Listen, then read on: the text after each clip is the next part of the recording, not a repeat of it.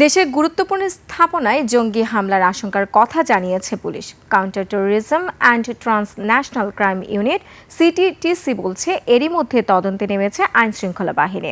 হুমকিদাতাদের পেলে ব্যবস্থা নেওয়া হবে। হাকিম মাহির রিপোর্টে বিস্তারিত। রাজধানীর গুরুত্বপূর্ণ স্থাপনাগুলোতে জঙ্গি হামলা নিয়ে পুলিশ হেডকোয়ার্টার্সের চিঠির বিষয়ে সত্যতা রয়েছে বলে জানিয়েছে পুলিশ।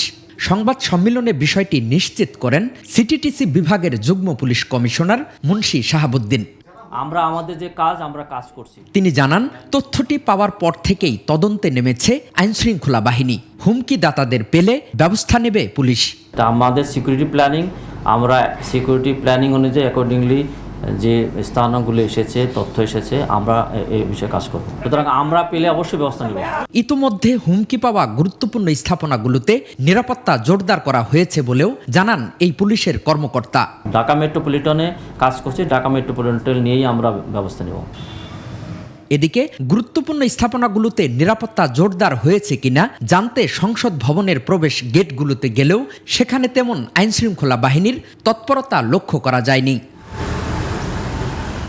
দায়িত্বরত কর্মকর্তারা জানান, বাড়তি আইনশৃঙ্খলা বাহিনীর সদস্য এখনো নেই, তবে তাদেরই সতর্ক থাকতে বলা হয়েছে।